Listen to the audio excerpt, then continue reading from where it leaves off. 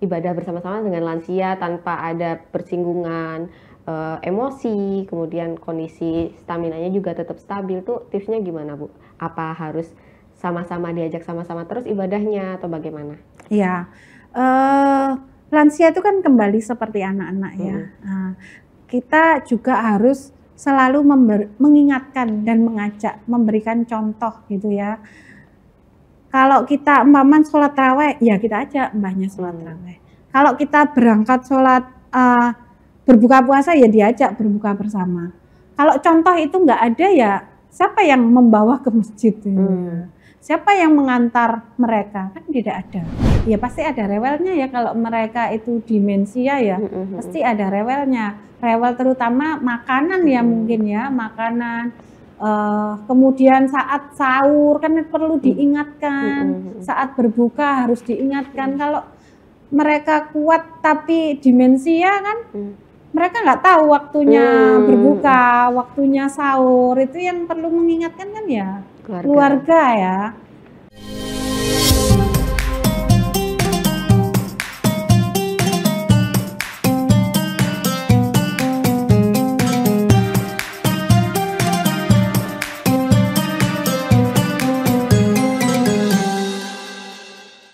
Assalamualaikum warahmatullahi wabarakatuh. Jumpa lagi dalam podcast Ramadan, Wanita dan Islam.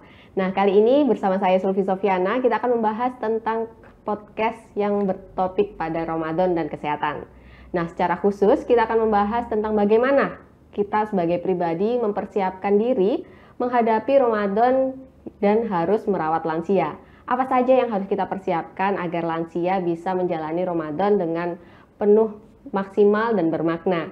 Dan apa saja yang harus kita siapkan agar lansia tetap prima untuk menjalankan ibadah puasanya. Dan saat ini kita sudah kehadiran narasumber spesial yang ahli di bidangnya, yaitu Ibu Siti Aisyah, dosen di bidang keperawatan gerontik, yang merupakan juga dosen di Fakultas Ilmu Kesehatan Universitas Muhammadiyah Surabaya. Selamat datang Ibu. Terima kasih atas waktunya dan berkenan berbagi kepada kita semua bagaimana sih kiat kita sebagai keluarga untuk menjaga Ramadan ini tetap berjalan maksimal, khususnya jika di keluarga kita ada lansia ya Bu ya. Sepertinya topik ini banyak dialami oleh generasi saat ini ya Bu, yang punya keluarga dengan usia di atas 60 tahun gitu. Dengan segala perubahannya kan berbeda sekali ya Bu ya, dari dulunya yang kita yang dirawat, sekarang kita harus berhadapan dengan orang yang dulu merawat kita, tapi dengan kepribadian yang sudah jauh berbeda gitu.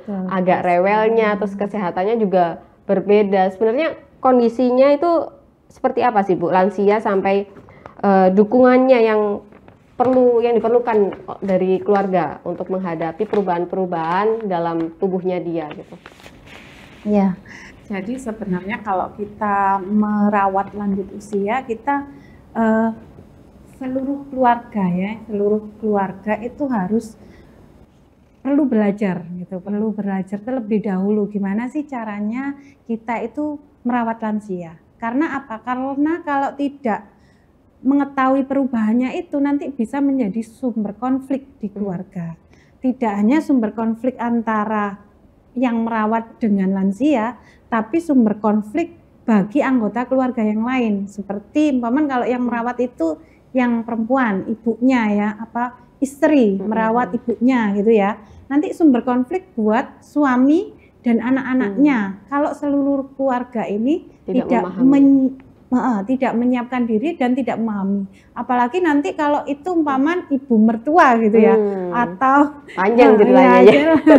Ceritanya akan lebih panjang. Jadi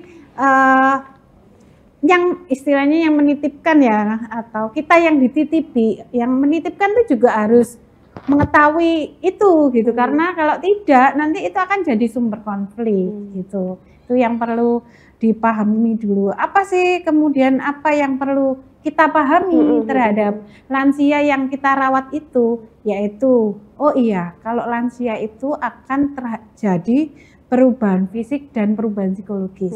Kadangkala yang kita pahami itu lebih ke perubahan fisik aja yang terlihat di pemeriksaan dokter ya. Ya benar. Ibu saya ini punya hipertensi, ibu saya ini punya kolesterol, ibu saya ini pendengarannya sudah tidak maksimal tidak lagi. maksimal, penglihatannya tidak maksimal. Tapi kita lupa bahwa seorang lansia itu juga mengalami perubahan psikologis. Perubahannya apa? Dia akan lebih cenderung kembali seperti anak-anak gitu ya. Suka rewel, suka menangis sendiri mungkin ya. Kemudian suka marah-marah sendiri. Bahkan kalau lansia yang demensia berat ya, demensia berat itu cenderung seperti kayak orang psikotik ya, kayak gangguan kejiwaan gitu ya. Tapi kok tiba-tiba menangis-menangis gitu ya. Kemudian diberi makan, contohnya kita sudah berikan makan, ternyata ngomong nggak diberikan makan. Ya kalau suami kita datang dari kerja, terus bilang lah, yo nak, aku loket mau nggak dikei mangan kalau bojomu.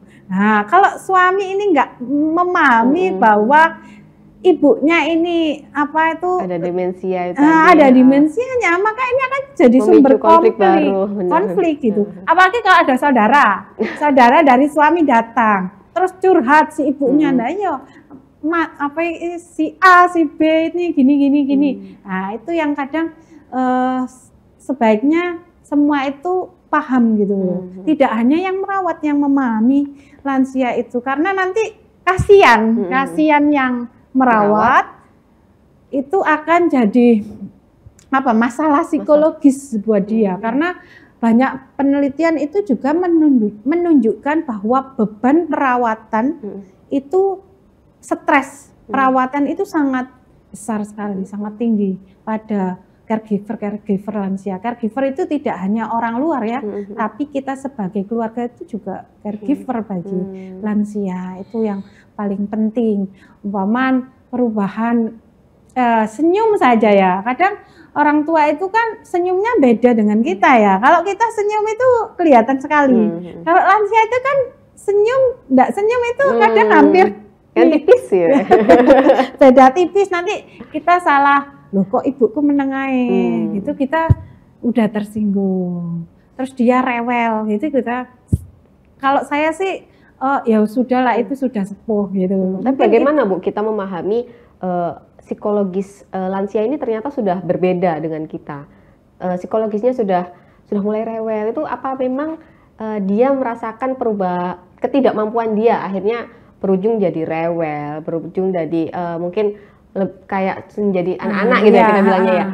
Sudah rewel lagi. Biasanya diajak jalan kayak gini sudah seneng, sekarang kok katanya kita kurang perhatian, padahal sudah diajak jalan-jalan. Itu emang berkaitan sekali. Dan gimana sih sebenarnya kita bisa belajar lebih lanjut mengenai keperawatan lansia ini Bu? Sebenarnya kalau lansia, kalau dia saya ini sudah mengalami perubahan emosian, itu masih ada yang sadar. Maksudnya secara pribadi lansianya itu, aku kok saiki ngamuan yo, aku saiki kok moro-moro sering nangis ya. Itu ada yang sadar. Tapi kalau lansianya sudah pikun, demensia, mereka nggak sadar. Mereka tidak tahu kalau mereka itu seperti itu, sudah tidak tahu kondisinya, karena memang mereka sudah lupa. Jadi kita yang merawat ini yang harus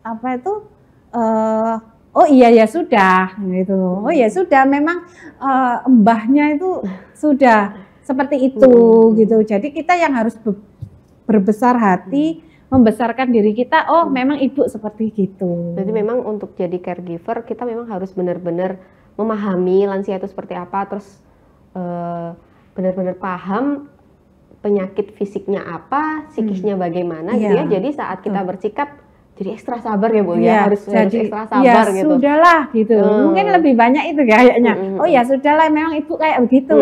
Itu yang harus kita besarkan hati kita. Suami juga gitu. Oh ya, paman buang air kecil. Buang air kecil, buang air besar, walaupun mereka itu sadar secara kognitif tahu, tapi kan mereka juga ada yang namanya inkontinensia ya. Inkontinensia itu ada yang inkontinensia yang belum mencapai tempat kencingnya, mereka sudah keluar sendiri. Nah, kalau kita nggak sabar, kita mesti ibu itu wis ngerti kamar mandinya itu di sana kok sampai drodos gitu.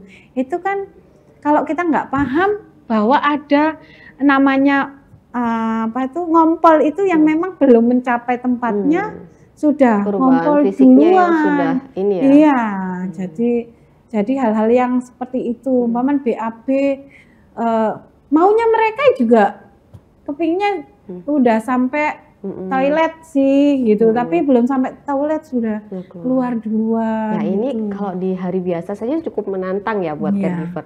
Nah untuk saat puasa ini Bu, yang perlu diperhatikan lagi apa? Yang titik-titik ekstranya para caregiver ini apa Bu? Waktu menjalani puasanya harus bagaimana? Atau saat pembatasan makanan ini gitu. Kan kadang kalau lansia kan, kamu tuh aku itu kayak gini, ngeyel ya Bu istilahnya. Iya. Sementara kita kan harus menjaga asupan gizinya, kemudian istirahatnya, seperti itu. Gimana Bu? Kalau berkaitan dengan Ramadan ya, menjaga lansia, sepanjang kalau lansianya rewel, mungkin ya pasti ada rewelnya ya, kalau mereka itu demensia ya, pasti ada rewelnya. Rewel terutama makanan ya, mungkin ya, makanan.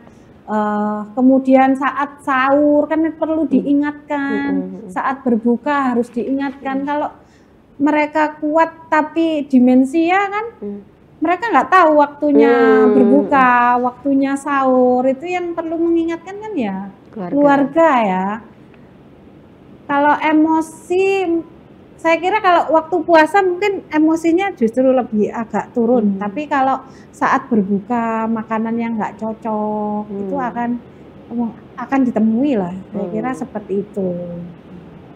Jadi memang untuk yang demensia harus diingatkan ya Bu ya, harus tetap dibantu menjalankan puasa dengan baik atau gimana sebagai caregiver? Ya, terutama saat berbuka puasa ya. Terutama saat berbuka puasa, menunya ya memang harus dijaga. Itu kan lansia perlu diingatkan, tetap perlu diingatkan walaupun mereka cenderung berlebihan dalam mengkonsumsi untuk makanannya. Kemudian saat sahur untuk bangun sahur itu kan ya, kalau lansianya memang tidak bisa mengenali waktu, kan kadang isu apa udah tengah malam atau sudah waktunya sahur, kan kadang juga mereka perlu kita ingatkan ya. Kita nggak mungkin nggak mengingatkan, mesti mereka ada waktu-waktu yang lupa gitu untuk sahur gitu ya, untuk sahur karena mungkin terlalu malam membaca Al-Quran atau jadi bangun di saat sahur belum bangun kan ya. Kita sebagai caregiver, terutama juga obat ya, kalau memang ada konsumsi obat yang bisa diberikan, kayak obat hipertensi itu kan ada obat yang diminum malam hari, itu kan perlu diingatkan konsumsi obatnya. Jadi agar ketika berpuasa nanti itu nggak perlu minum obat di siang hari karena obatnya sudah diminum di pagi hari atau di waktu berbukanya. Terus ada tips khusus nggak untuk menyiapkan sahur dan buka puasa ini biar lansia ini tetap mau? Biasanya kan ada juga lansia yang ngerasa udah aku makan sedikit saja gitu kadang. Perlu disiasati di menu olahan atau tetap lebih prioritas menu yang disukai sama lansia, Bu?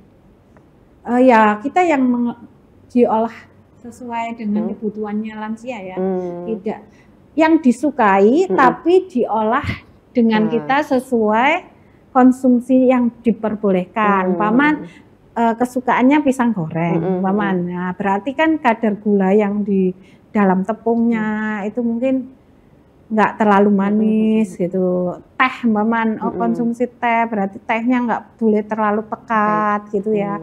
Mungkin gulanya dikurangi. Artinya kita tetap menyiapkan sesuai menu yang disukai lansia.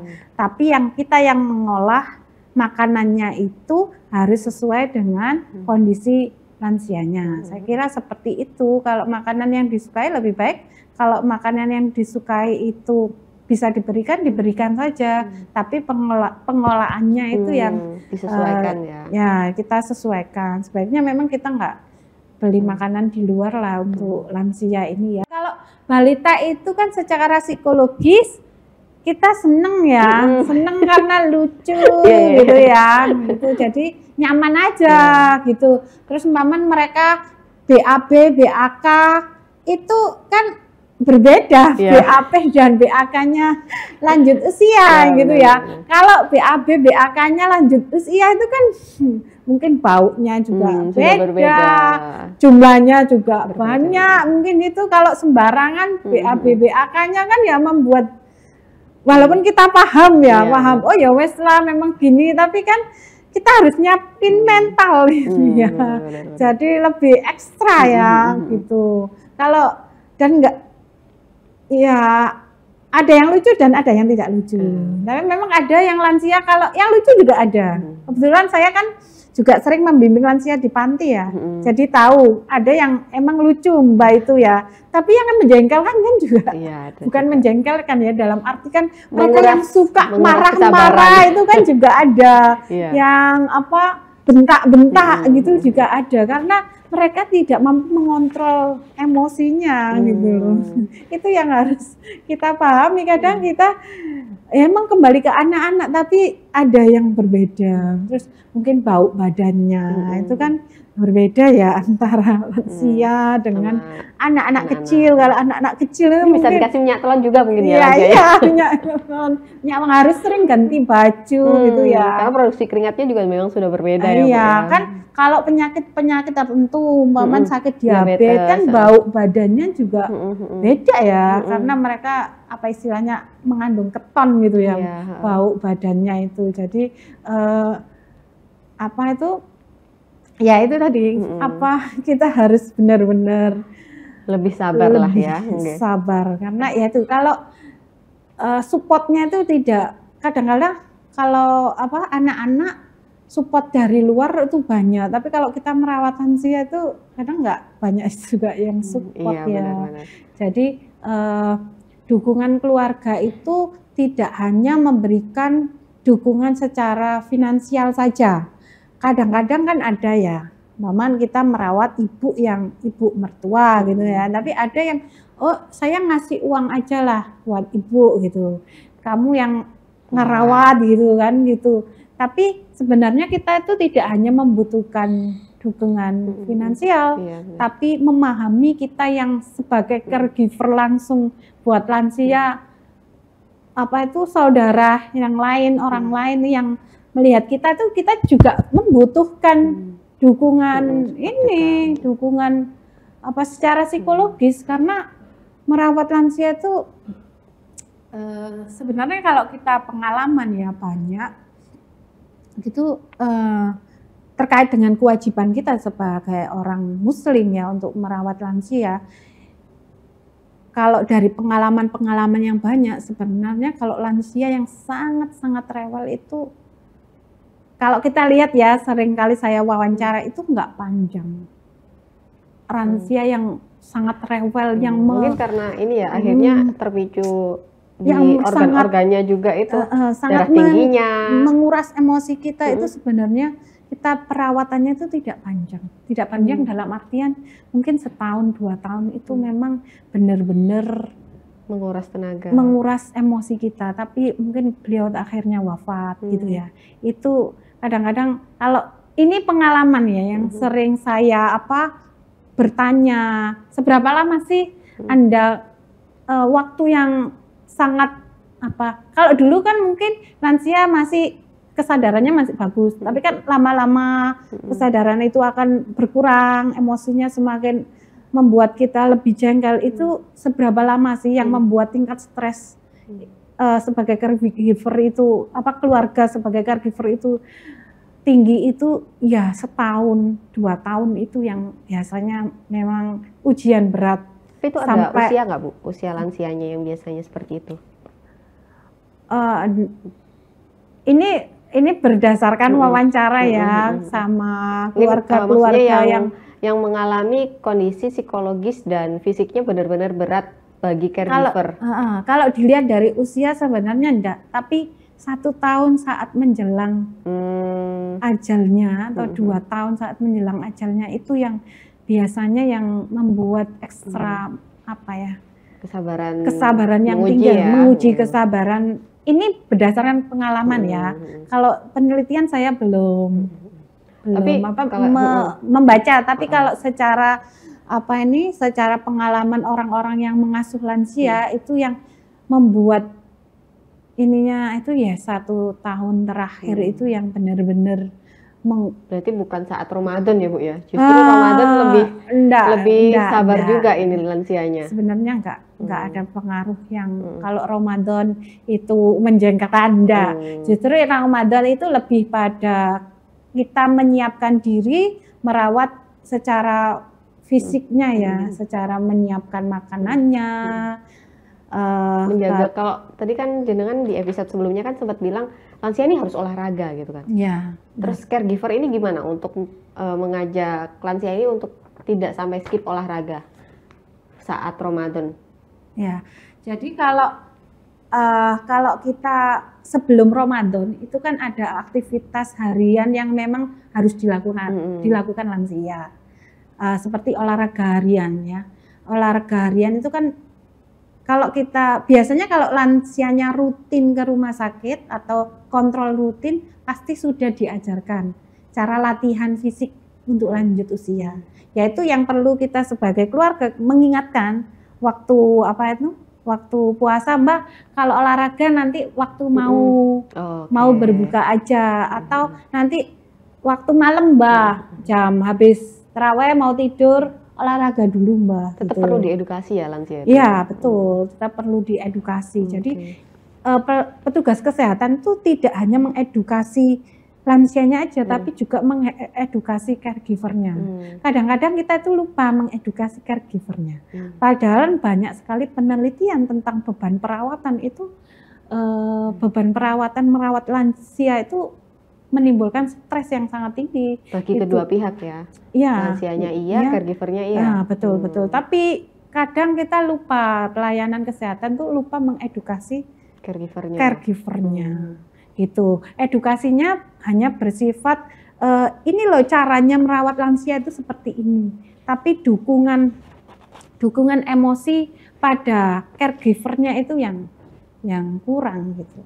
Tips khususnya ini agar keluarga bisa sama-sama menjalankan ibadah puasa dengan lancar, dengan nyaman juga. Ini seperti apa Bu? Biar sama-sama ibadah bersama-sama dengan lansia tanpa ada persinggungan emosi, kemudian kondisi staminanya juga tetap stabil. Tuh tipsnya gimana Bu?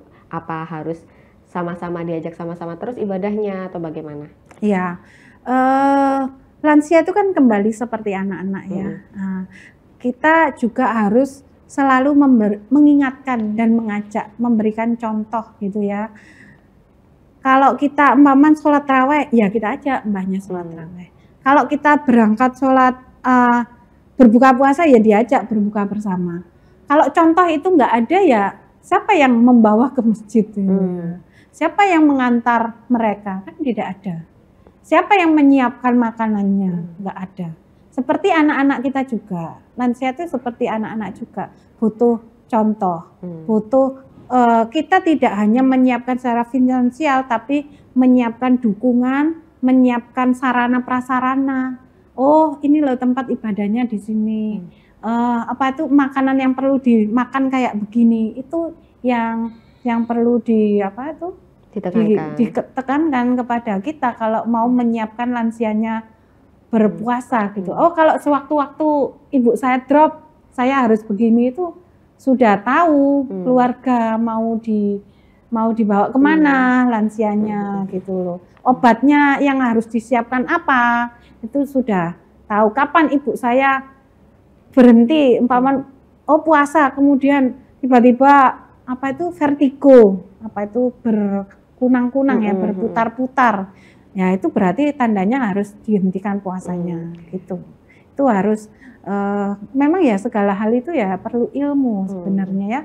Tidak hanya merawat lansia itu tidak perlu ilmu, merawat lansia juga perlu ilmu. Jadi saat ada ilmu untuk merawat lansia, otomatis kita akan menemukan persamaan dan kita menemukan alasan buat sabar ya. Kalau saya menemukan alasan buat sabar kalau memang ada perubahan kondisi pada lansia ini, ada perubahan psikis dari lansia ini di mana kita harus lebih memahaminya, lebih-lebih dibandingkan merawat balita gitu kan ya Bu ya. Kemudian bagaimana membersamai para lansia ini untuk sama-sama beribadah di bulan Ramadan gitu kan. Tidak bisa dibiarkan sendiri, harus selalu didampingi, diajak. Oh, mau berbuka diajak berbuka, mau ke masjid diajak ke masjid. Tadarus diajak tadarus bareng. Kalau nggak sempet ya mau berangkat sendiri dulu nggak apa-apa ya Bu.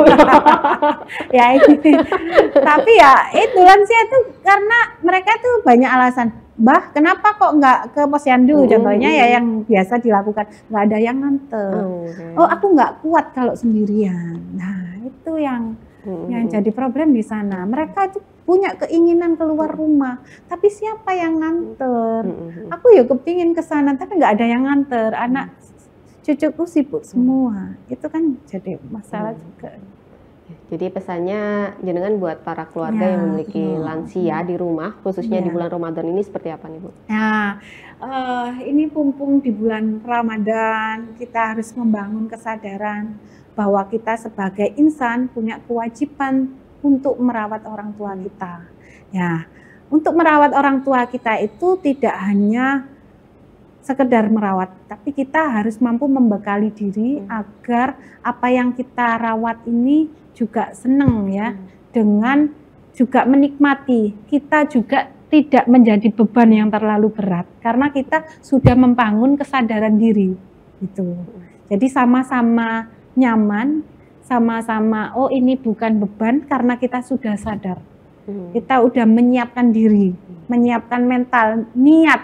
Jadi kita oh ini loh perintahnya harus merawat lansia, tapi kita nggak siap. Akhirnya itu jadi beban berat.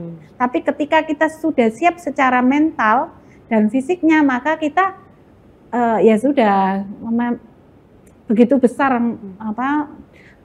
lapang dada lah kita itu mengalami perubahan pada orang tua kita. Oke, siap. Terima kasih ya Bu Aisyah atas waktunya. Ya, Tribuner, semoga diskusi kita dengan Bu Aisyah membuka wawasan kita lebih luas untuk lebih bersabar lagi dan bersiap menghadapi lansia di bulan Ramadan ini. Terima kasih atas waktunya dan jumpa lagi pada talkshow selanjutnya. Wassalamualaikum warahmatullahi wabarakatuh. Waalaikumsalam warahmatullahi wabarakatuh.